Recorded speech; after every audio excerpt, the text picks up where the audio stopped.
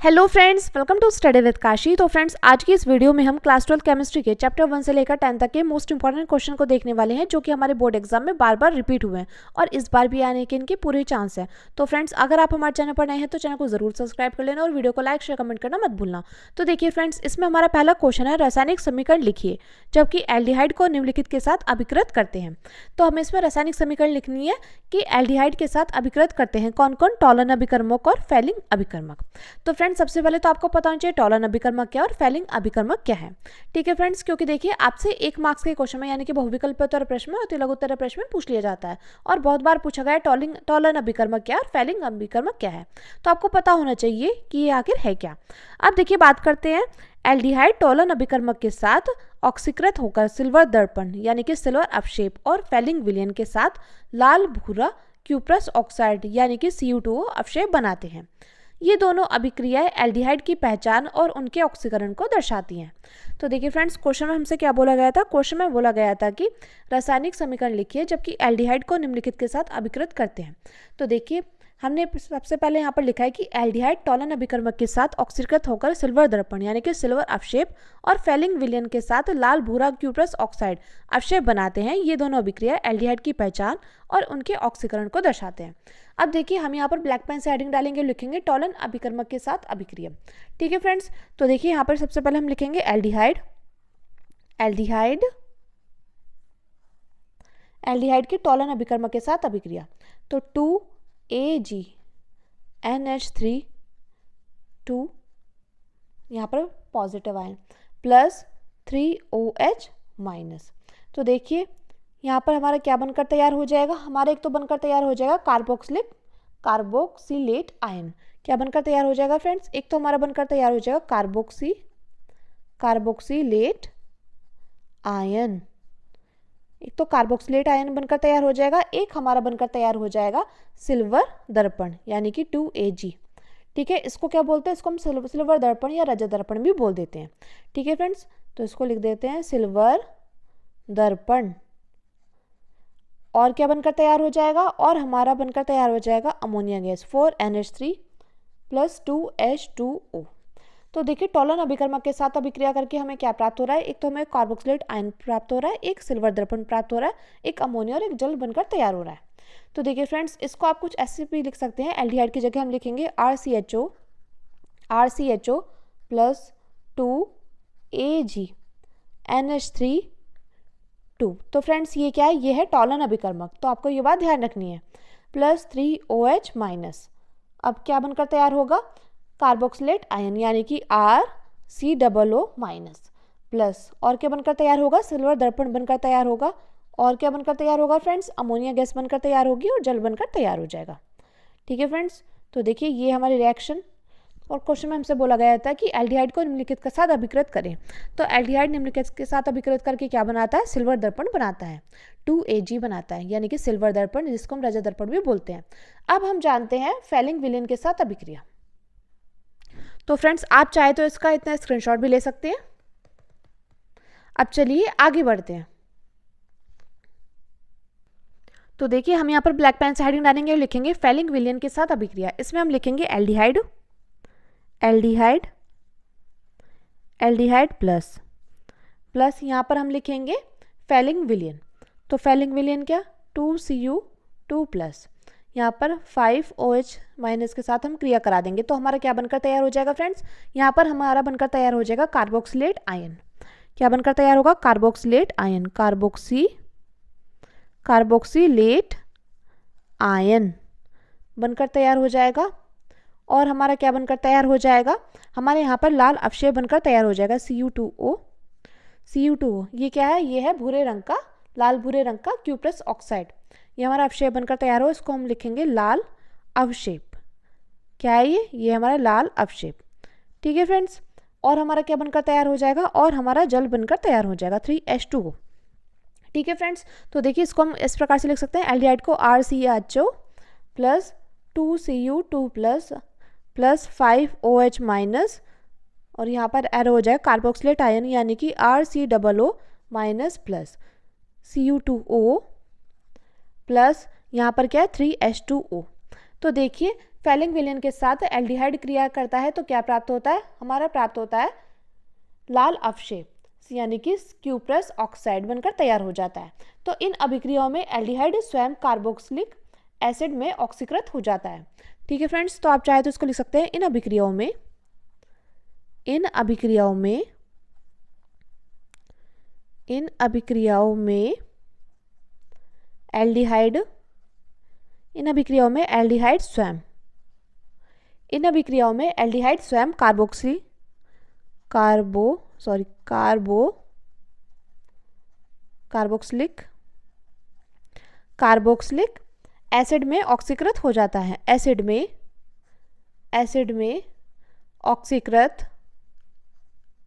Acid में ऑक्सीकृत हो जाता है। ठीक है फ्रेंड्स, आप चाहे तो इतना इसका स्क्रीनशॉट ले सकते हैं। अब देखिए फ्रेंड्स, हमारा अगला क्वेश्चन है, हेनरी के नियम को समझाइए। तो देखिए फ्रेंड्स, आप यहाँ पर ब्लैक पेन से हेडिंग डालेंगे और लिखेंगे हेनरी का नियम। और देखिए हेनरी का नियम आपके बोर्ड एग्जाम में बहुत ज़्यादा इंपॉर्टेंट है और जो कि डायरेक्टली 3 मार्क्स का पूछा जाता है, तो इसलिए आप इसको अच्छे से समझ लीजिएगा। तो हेनरी के नियम को हमें यहाँ पर समझाना है, तो हम यहाँ पर ब्लैक पेन से हेडिंग डालेंगे और लिखेंगे हेनरी का नियम। इस नियम के अनुसार स्थिर ताप पर किसी गैस के द्रव में विलेयता गैस के दाब की क्या होती है, समानुपाती होती है। यानी मान लीजिए हमने यहाँ पर क्या ले लिया, हमने यहाँ पर कोई एक बर्तन ले लिया है। ठीक है फ्रेंड्स, बर्तन ले लिया है और इसमें हम यहाँ पर क्या कर रहे हैं, इसमें क्या घुला है, इसमें विलायक घुला है। ठीक है फ्रेंड्स, विलायक क्या होता है, विलायक वो होता है जो अधिक मात्रा में होता है। और हम क्या कर रहे हैं, हम बाहर से ऑक्सीजन गैस O2 गैस हम यहाँ पर क्या कर रहे हैं, ज़्यादा प्रेशर के साथ अगर दबाएंगे तो ये क्या हो जाएगी, ये और ज़्यादा घुल जाएगी। तो ये क्या है, ये हमारी एक गैस की द्रव में विलेयता, गैस की द्रव में विलेयता।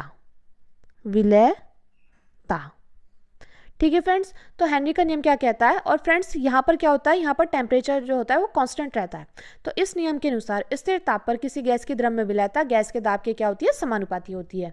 यानी कि देखिए यहाँ पर m समानुपाती क्या हो जाएगा, m समानुपाती हो जाएगा P के। तो यहाँ पर देखिए, यहाँ पर जब ये समानुपाती है तो जब हम इसको बराबर करेंगे तो यहाँ पर एक कांस्टेंट आ जाएगा। क्या आ जाएगा फ्रेंड्स, यहाँ पर एक कांस्टेंट आ जाएगा जिसको हम बोलेंगे हेनरी नियतांक। तो यहाँ पर KH आ जाएगा P। तो ये हमारा क्या है, ये हमारा है हेनरी का नियम। अब देखिए यहाँ पर M क्या है, M घुली गैस की मात्रा है। M क्या है, M घुली गैस की मात्रा है। और हमारा यहाँ पर KH क्या है, KH यहाँ पर हेनरी नियतांक है। और P क्या है, P हमारा गैस का दाब है, P गैस दाब है। ठीक है फ्रेंड्स, मैं उम्मीद करती हूँ आपको इतनी बात अच्छे समझ में आ गई होगी। अब देखिए हमें यहाँ पर हेनरी के नियम की सीमा लिखनी है। अब देखिए फ्रेंड्स, डायरेक्टली 1 मार्क्स या 2 मार्क्स में आपसे पूछा जाता है हेनरी के नियम की सीमा लिखिए। तो देखिए आपको हेनरी के नियम की सीमा अच्छे से पता होना चाहिए। तो इसकी पहली सीमा है, यह केवल आदर्श गैस के लिए मान्य है। क्या है, हेनरी का नियम जो है वो आदर्श गैस के लिए मान्य है। दूसरी है, दाब बहुत अधिक नहीं होना चाहिए। तीसरी है, गैस विलायक में बहुत कम घुलनशील होना चाहिए। तो हेनरी के नियम की सीमा कौन कौन सी है, एक तो यह केवल आदर्श गैस के लिए मान्य है। दूसरी है, दाब बहुत अधिक नहीं होना चाहिए। तीसरी है, गैस विलायक में बहुत कम घुलनशील होना चाहिए। अब देखिए फ्रेंड्स, हमारा अगला मोस्ट इंपॉर्टेंट क्वेश्चन है। और फ्रेंड्स, अगर आपको वीडियो हेल्पफुल लग रही है तो प्लीज़ हमारे चैनल को सब्सक्राइब कर लेना और वीडियो को लाइक शेयर कमेंट करना मत भूलना। और फ्रेंड्स, आप अपना नाम और आप कहाँ से और इस बार आपका कितने मार्क्स लाने का टारगेट है केमिस्ट्री में, ये कमेंट करके ज़रूर बताना। इससे हमें पता चलेगा हमारी वीडियो को कहाँ तक पहुँच पा रही है और किन किन लोगों को हेल्प मिल पा रही है। ठीक है फ्रेंड्स, अब देखिए अगला क्वेश्चन हमारा, ये एक प्रोटीन के 200 ml जलीय विलयन में 1.26 ग्राम प्रोटीन है। तो 300 केल्विन पर इस विलयन का परासरण दाब ये है बार पाया गया। तो प्रोटीन के मोलर द्रव्यमान का परिकलन कीजिए। अब देखिए फ्रेंड्स, बहुत बार ये क्वेश्चन 4 मार्क्स का पूछा गया है और कई बार 3 मार्क्स का भी पूछा गया है। तो देखिए आप इसको अच्छे से तैयार कर लीजिएगा। तो यहाँ पर हमसे क्या बोला गया है, हमसे यहाँ पर बोला गया है प्रोटीन के 200 ml जलीय विलयन में 1.26 प्रोटीन है। तो 300 केल्विन पर इस विलयन का परासरण दाब 2.57 गुणा 10⁻³ बार पाया गया। तो प्रोटीन के मोलर द्रव्यमान का परिकलन कीजिए। तो यहाँ पर फ्रेंड्स देखिए, यहाँ पर क्या दिया गया है, जो बात हमें दी गई है सबसे पहले हम वो लिखेंगे। तो हम यहाँ पर लिखेंगे, दिया है, क्या दिया है, आयतन कितना दिया गया है, आयतन दिया गया है हमें 200 ml। कितना दिया गया है फ्रेंड्स, 200 ml दिया गया है। अब बात करें टेम्परेचर कितना दिया गया है, 300 केल्विन दिया गया है।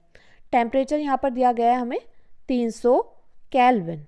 ठीक है फ्रेंड्स, और देखिए यहाँ पर हमें बाहर कितना दिया गया है, बाहर दिया गया है हमें 1.26 प्रोटीन। ठीक है फ्रेंड्स, तो 1.26 ग्राम प्रोटीन। ठीक है फ्रेंड्स, और देखिए हमें यहाँ पर बोला गया है इस विलेन का परासरण दाब। परासरण दाब हमें यदि यहाँ पर दिया गया है, परासरण दाब को हम किससे डिनोट करते हैं, पाई से। तो ये दिया गया हमें 2.57 गुणा 10⁻³ बाहर दिया गया है। ठीक है फ्रेंड्स, अब देखिए हम जानते हैं यहाँ पर हमें और क्या चाहिए, और यहाँ पर चाहिए आर की वैल्यू। आर की वैल्यू चाहिए, और हम जानते हैं आर की वैल्यू क्या होती है, 0.0821 bar litre mole inverse into kelvin inverse. तो ये क्या होती है, ये होती है आर की वैल्यू। देखिए फ्रेंड्स, आप इसको अच्छे से तैयार कर लीजिएगा, यानी कि आप आर के वैल्यू को अच्छे से याद कर लीजिएगा, वरना आपको बोर्ड एग्जाम में भी आपको नोट करके दिया जाता है कि आर की वैल्यू ये है। ठीक है फ्रेंड्स, तो आर की वैल्यू क्या है, 0.0821 bar litre into mole inverse into kelvin inverse. ठीक है फ्रेंड्स, अब देखिए हमें यहाँ पर क्या ज्ञात करना है, हमें यहाँ पर ज्ञात करना है प्रोटीन के मोलर द्रव्यमान, यानी कि हमें यहाँ पर n की वैल्यू ज्ञात करनी है। ठीक है फ्रेंड्स, तो देखिए हम जानते हैं हमारा परासरण दाब का सूत्र क्या होता है। परासरण दाब का हमारा सूत्र होता है पाई v = nRT। ठीक है फ्रेंड्स, यहाँ पर n क्या है, n विलेय के पदार्थ के मोलों की संख्या है, क्या है फ्रेंड्स, और यहाँ पर विलेय क्या है, विलेय है प्रोटीन। तो हम जानते हैं मोलों की संख्या हम कैसे निकालते हैं, मोलों की संख्या यानी कि n हम कैसे निकालते हैं, n निकालते हैं हम भार बटे अणुभार से। ठीक है फ्रेंड्स, हम यहाँ पर भार बटे अणुभार से निकालते हैं। ठीक है, तो देखिए भार कितना दिया गया था, यहाँ पर देखिए ये मोलों की संख्या भार बटे अणुभार। तो हम यहाँ पर क्या करेंगे, हम यहाँ पर n की जगह लिखेंगे W/m। क्या लिखेंगे, W/m, क्योंकि देखिए हमें भार तो पता है लेकिन हमें अणुभार ज्ञात करना है। ठीक है फ्रेंड्स, तो हम यहाँ पर लिखेंगे पाई v = W/m RT। अब देखिए अब हम लोग क्या करेंगे, यहाँ पर हम m को यहाँ पर ले जाएंगे और जो ये है ये यहाँ पर आ जाएगा, यानी कि हम इसकी क्रॉस मल्टीप्लाई कर देंगे, तो ये हो जाएगा m = WRT अपॉन में आ जाएगा पाई v। ठीक है फ्रेंड्स, मैं उम्मीद करती हूँ आपको इतना अच्छे समझ में आ गया होगा। यहाँ पर m = हो जाएगा, अब देखिए w की वैल्यू क्या है, यानी कि विलेय का भार, तो 1.26 ग्राम है। ठीक है फ्रेंड्स, अब देखिए हम यहाँ पर मल्टीप्लाई करेंगे, r की वैल्यू क्या है, 0.0821 है। ठीक है फ्रेंड्स, बात करें टेम्परेचर कितना है, टेम्परेचर है हमारा 300। ठीक है फ्रेंड्स, 300 केल्विन है। उसके बाद देखिए यहाँ पर हमारा क्या है, यहाँ पर है हमारा पाई की वैल्यू कितनी दी गई है फ्रेंड्स, 2.57 गुणा 10⁻³ अब देखिए आयतन कितना दिया गया है हमें, यहाँ पर आयतन दिया गया है 200 ml। तो देखिए अगर हम इसको लीटर में चेंज करेंगे तो कितना आ जाएगा, तो जब हम इसको लीटर में चेंज करेंगे तो देखिए 200 बटे में क्या कर देंगे हम, यहाँ पर 1000 कर देंगे, तो ये क्या हो जाएगा, ये लीटर में चेंज हो जाएगा। ठीक है फ्रेंड्स, तो यहाँ पर देखिए ये इससे कितनी बार में जाएगा, तो देखिए अब हम क्या करेंगे, अब हम इसको यहाँ पर ऊपर ले जाते हैं, यानी कि ये चला जाएगा यहाँ पर ऊपर। ठीक है फ्रेंड्स, तो ये हो जाएगा 1.26 गुणा 0.0821 गुणा 300 गुणा 1000 बटे में आ जाएगा 2.57 गुणा 10⁻³ गुणा 200। अब देखिए फ्रेंड्स, जब हम इस सारे को सॉल्व करेंगे तो ये कितना आ जाएगा, ये आ जाएगा हमारा 31.03 बटे में क्या आ जाएगा, बटे में जब हम इसकी गुणा करेंगे तो आ जाएगा बटे में 0.000514। ठीक है फ्रेंड्स, और जब हम इसको इससे भाग करेंगे तो कितना आ जाएगा, जब इसको इससे भाग करेंगे आ जाएगा 6.0 गुणा 10⁴। और हम जानते हैं कि हमारा मोलर द्रव्यमान का मात्रक क्या होता है, मोलर द्रव्यमान का मात्रक होता है ग्राम प्रति मोल। तो फ्रेंड्स ये हमारा इस क्वेश्चन का फाइनल आंसर निकल कर आ चुका है, 6 गुणा 10⁴ ग्राम प्रति मोल। मैं उम्मीद करती हूँ फ्रेंड्स आपको ये न्यूमेरिकल अच्छे समझ में आ गया होगा। अब देखिए फ्रेंड्स हमारा अगला मोस्ट इंपॉर्टेंट क्वेश्चन है, अब देखिए फ्रेंड्स अगला मोस्ट इंपॉर्टेंट क्वेश्चन हमारा न्यूक्लिक अम्ल की संरचना पर एक संक्षिप्त टिप्पणी लिखिए। तो हम यहाँ पर न्यूक्लिक अम्ल की संरचना पर एक संक्षिप्त टिप्पणी लिखनी है। तो हम यहाँ पर लिखते हैं न्यूक्लिक अम्ल डीएनए और आरएनए न्यूक्लियोटाइड के बहुलक यानी कि पॉलीमरेज हैं जो आनुवंशिक जानकारी संग्रहित और स्थानांतरित करते हैं। प्रत्येक न्यूक्लियोटाइड 3 घटकों से बना होता है, एक तो होती है पेंटोस शर्करा, जिसमें राइबोज या डीऑक्सीराइबोज भी बोलते हैं।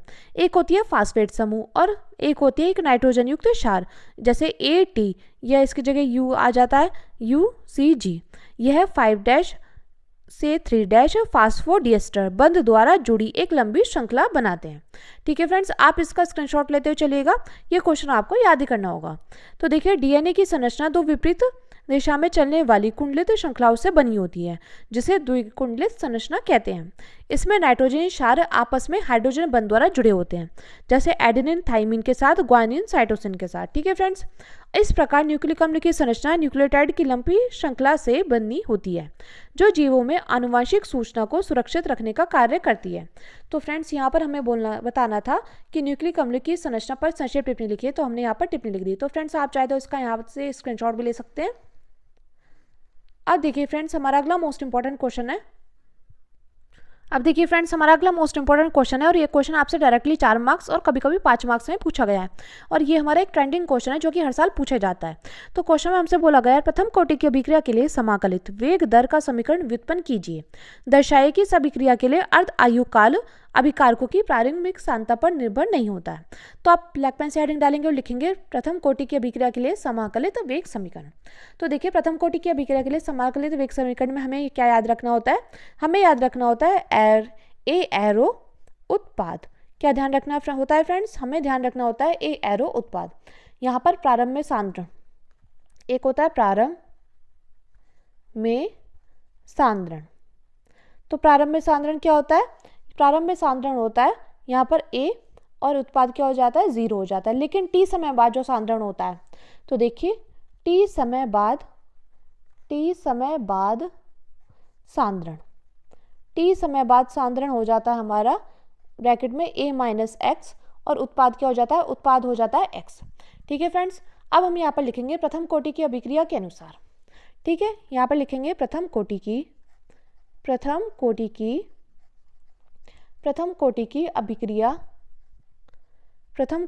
अभिक्रिया के अनुसार। ठीक है फ्रेंड्स, प्रथम कोटि की अभिक्रिया के अनुसार हम यहाँ पर लिखेंगे, तो ये हो जाएगा हमारा dx अपॉन dt समानुपाती हो जाएगा हमारा a की पावर 1, क्योंकि यह बात हो रही है प्रथम कोटि की अभिक्रिया के लिए। ठीक है फ्रेंड्स, तो यहाँ पर क्या हो जाएगा? प्रथम कोटि की अभिक्रिया के लिए dx अपॉन dt समानुपाती हो जाएगा ब्रैकेट में a की पावर 1 की। तो देखिए, जब यहाँ पर क्या है? समानुपाती, तो जब हम इसको इजिकल टू में करेंगे dx upon dt is equal to आ जाएगा, तो यहाँ पर क्या हो जाएगा? एक नियतांक आ जाएगा, यानी कि यहाँ पर आ जाएगा k। ठीक है फ्रेंड्स, तो हम इसको कुछ इस प्रकार से लिखेंगे KA। अब हम यहाँ पर लिखेंगे T समय बाद सांद्रण। T समय बाद सांद्रण क्या था? A माइनस एक्स था, यानी कि हम इसकी जगह क्या लिखेंगे? इसके जगह हम लिखेंगे A माइनस एक्स। तो हम यहाँ पे लिखेंगे T समय बाद सांद्रण, T समय बाद सांद्रण। ठीक है फ्रेंड्स, T समय बाद सांद्रण लिखेंगे तो हो जाएगा dx upon dt is equal to k। A की जगह हम क्या लिख देंगे? ब्रैकेट में A माइनस एक्स लिख देंगे। ठीक है फ्रेंड्स, अब हम लोग क्या करेंगे? हम यहाँ पर x वाले एक तरफ कर देंगे, यानी कि देखिए जब हम इसकी क्रॉस मल्टीप्लाई करेंगे तो dx अपॉन हो जाएगा, यहाँ पर हम ब्रैकेट में A माइनस एक्स यहाँ पर ले जाएंगे और k के साथ dt यहाँ पर ले जाएंगे। तो देखिए हो जाएगा dx अपॉन ब्रैकेट में A minus x equal to में हो जाएगा k dt। अब हम इसको मान लेंगे समीकरण नंबर 1। अब हम इसको जब समीकरण नंबर 1 मान लेंगे तो हम यहाँ पर लिखेंगे समाकलन करने पर। हम अब क्या कर देंगे? इसका हम समाकलन कर देंगे, तो हम यहाँ पे लिखेंगे समाकलन करने पर। ठीक है फ्रेंड्स, तो हम यहाँ पर क्या करेंगे? हम यहाँ पर इसका समाकलन कर देंगे। तो देखिए जब हम इसका समाकलन करेंगे तो देखिए समाकलन के लिए ये हो जाता है, तो ये हो जाएगा 1 अपॉन ब्रैकेट में A माइनस एक्स और यहाँ पर आ जाएगा dx। और देखिए k तो हमारा नियतांक था, तो देखिए k तो बाहर आ जाएगा, यहाँ पर समाकलन आ जाएगा 1 dt। ठीक है फ्रेंड्स, तो देखिए जब हम इसको सॉल्व करेंगे तो ये क्या हो जाएगा? हम जानते हैं कि 1 upon A minus x dx किसके बराबर होता है? log A माइनस एक्स के बराबर होता है। और यहाँ पर देखिए, ये देखिए t के सापेक्ष है ना, तो फिर यहाँ पर हो जाएगा kt प्लस c। यहाँ पर देखिए जब भी हम समाकलन करते हैं तो समाकलन नियतांक जरूर लगता है। जब समाकलन का साइन हटता है तो यहाँ पर एक नियतांक जरूर लगता है जिसको हम बोलते हैं समाकलन नियतांक। ठीक है फ्रेंड्स, आपको ये बात ध्यान रखनी है। तो देखिए फ्रेंड्स, यहाँ पर इसकी जगह आ जाएगा माइनस log ब्रैकेट में a minus x equal to में आ जाएगा k। अब यहाँ पर देखिए, यहाँ पर एक dt, तो फिर यहाँ पर देखिए t आ जाएगा, और देखिए जब समाकलन का साइन हटता है तो यहाँ पर एक नियतांक आ जाता है जिसको हम बोलते हैं समाकलन नियतांक। इस c को क्या बोलते हैं? c को बोलते हैं हम समाकलन नियतांक बोलते हैं। क्या बोलते हैं फ्रेंड्स? इसको बोलते हैं हम समाकलन नियतांक। ठीक है फ्रेंड्स, अब देखिए हम यहाँ पर क्या करेंगे, हम यहाँ पर लिखेंगे यदि t इजिकल टू 0 और x इजिकल टू 0 हो जाए, और हम क्या मान लेंगे? इसको हम मान लेंगे समीकरण नंबर 2। ठीक है फ्रेंड्स, यहाँ पर हम लिखेंगे यदि t इजिकल टू 0 और x इजिकल टू 0 हो, तब क्या होगा? तब हो जाएगा log a। अब देखिए x की जगह क्या रख देंगे? 0 रख देंगे, तो यहाँ पर ये आ जाएगा। अब देखिए t की जगह क्या हो? 0, तो k मल्टीप्लाई 0 प्लस c, तो यानी कि देखिए इसकी मल्टीप्लाई अगर इसके साथ करेंगे आ जाएगा 0, यानी कि हो जाएगा log माइनस log a, और यहाँ पर आ जाएगा तो c की वैल्यू क्या आ जाएगी फ्रेंड्स? c की वैल्यू आ जाएगी ये। अब देखिए c की वैल्यू हम यहाँ से क्या करेंगे? c की वैल्यू हम यहाँ से रख देंगे अपना समीकरण नंबर 2 में। तो हम यहाँ पर लिखेंगे c का मान समीकरण 2 में रखने पर। ठीक है फ्रेंड्स, हम यहाँ पर c का मान समीकरण 2 में रख देंगे। तो देखिए जब हम समीकरण 2 में रखेंगे तो हो जाएगा log e a ब्रैकेट में a minus x equal to k t. अब देखिए c की जगह क्या रखेंगे? Minus log e a। तो देखिए अब हम क्या करेंगे? हम log वाले एक तरफ कर देंगे और के टी हम एक तरफ कर देंगे, यानी कि हम इसको कुछ इस प्रकार लिख सकते हैं के टी इजिकल टू। अब देखिए यहाँ पर आ जाएगा, ये जब इधर आएगा बराबर के दूसरी तरफ आएगा, ये तो देखिए यहाँ पर चला गया था, तो ये यानी कि माइनस में हो गया। तो फ्रेंड्स हम इसको माइनस में क्यों करें? हम इसको यहाँ पर इस प्रकार से कर देते हैं, log e यहाँ पर आ जाएगा, तो आ जाएगा log e a, और माइनस में आ जाएगा log e a ब्रैकेट में a minus x equal to k t. हमारा ऐसा का ऐसे ही रहेगा। ठीक है फ्रेंड्स, अब हम जानते हैं ये हमारा सूत्र है log m minus log n। किसका सूत्र है?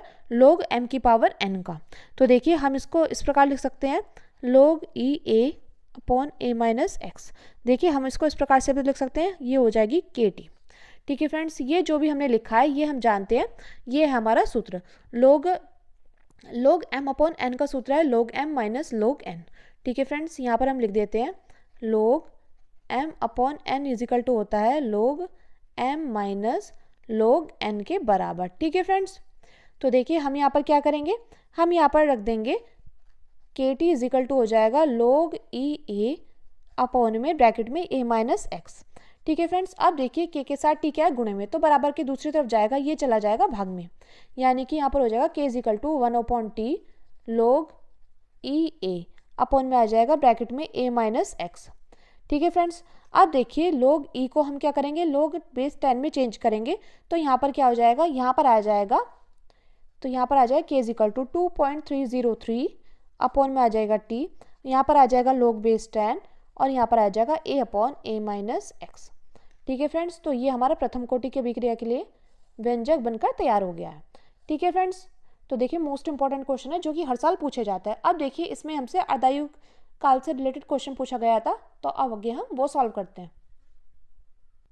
अब देखिए फ्रेंड्स, इसी क्वेश्चन में हमसे आगे बोला गया था, दर्शाइए कि इस अभिक्रिया के लिए अर्धायु काल अभिकारकों की प्रारंभिक सांद्रता पर निर्भर नहीं करता। तो उसके लिए हम सबसे पहले अर्धायु काल की ब्लैक हेडिंग डालेंगे और लिखेंगे वह समय जितने समय में अभिकारक की सांद्रता प्रारंभिक सांद्रता की आधी रह जाती है, इसे टी हाफ से दर्शाते हैं। तो अर्धायु काल क्या होता है? वह समय जितने समय में अभिकारक की सांद्रता प्रारंभिक सांद्रता की आधी रह जाती है, इसे टी हाफ से दर्शाते हैं। अब देखिए हम यहाँ पर लिखेंगे प्रथम कोटि की अभिक्रिया से। तो देखिए प्रथम कोटि की अभिक्रिया का हम यहाँ पर व्यंजक लिख देंगे, जो कि है k इजिकल टू 2.303 अपॉन में T log base 10 a upon a minus x. ठीक है फ्रेंड्स, ये है प्रथम कोटि की अभिक्रिया का व्यंजक। अब हम यहाँ पर लिखेंगे अर्धायु काल से। अर्धायु काल से। ठीक है फ्रेंड्स, अर्धायु काल से लिखेंगे, यहाँ पर a बराबर हो जाएगा a, और देखिए जो t समय बाद सांद्रता होगी, t समय बाद सांद्रता कितनी हो जाएगी? a माइनस एक्स जो है वो हो जाएगी a बाई 2। तो t समय बाद सांद्रता कितनी हो जाएगी फ्रेंड्स? ये हो जाएगी हमारी a minus x equal to हो जाएगी a बाई 2, यानी कि हम यहाँ पर क्या करेंगे? और देखिए फ्रेंड्स यहाँ पर ये जो टी है ना, टी को हम क्या कर देंगे, यहाँ पर टी बराबर क्या हो जाएगा, टी हाफ के बराबर हो जाएगा। ठीक है फ्रेंड्स, तो देखिए यहाँ पर हो जाएगा k is equal to 2.303 upon में टी हाफ हो जाएगा log base 10 a upon a minus x की जगह क्या लिखेंगे, a बाई 2। ठीक है फ्रेंड्स, तो देखिए ये क्या हो जाएगा, इसके नीचे हम एक मान लेंगे तो ये ऊपर चला जाएगा। तो देखिए हो जाएगा k is equal to 2.303 upon में टी हाफ और आ जाएगा log base 10 2a upon a। इस a से ये क्या हो जाएगा, कैंसिल हो जाएगा। और हम जानते हैं log बेस 10 2 की वैल्यू क्या होती है, इसकी वैल्यू होती है 0.3010 होती है। ठीक है फ्रेंड्स, तो इसकी जगह हम रख देंगे k is equal to 2.303 upon में टी हाफ। अब इसके जगह क्या रखेंगे, इसकी जगह रखेंगे 0.3010। ठीक है फ्रेंड, जब इसकी गुणा हम इसके साथ करेंगे तो कितना आ जाएगा, तो ये आ जाएगा हमारा k is equal to 0.693 upon में आ जाएगा टी हाफ। ठीक है फ्रेंड्स, अभी टी हाफ ऊपर चला जाएगा, t half is equal to में हो जाएगा 0.693 अपॉन में आ जाएगा k। ठीक है फ्रेंड्स, चूंकि अर्ध आयु के काल के लिए सूत्र क्या होता है, t half is equal to 0.693 upon k होता है। तो इसमें प्रारंभिक सांद्रता का कोई पद नहीं है, इसलिए प्रथम कोटि की अभिक्रिया का जो अर्धायु काल है वो प्रारंभिक सांद्रता पर निर्भर नहीं करता। तो फ्रेंड्स आप यहाँ पर लिखेंगे चूंकि ये च है। ठीक है फ्रेंड्स, चूंकि अर्ध आयु के सूत्र से, चूंकि अर्धायु के सूत्र से ये क्या है, t half is equal to 0.693 upon k में प्रारंभिक सांद्रता का कोई पद नहीं है,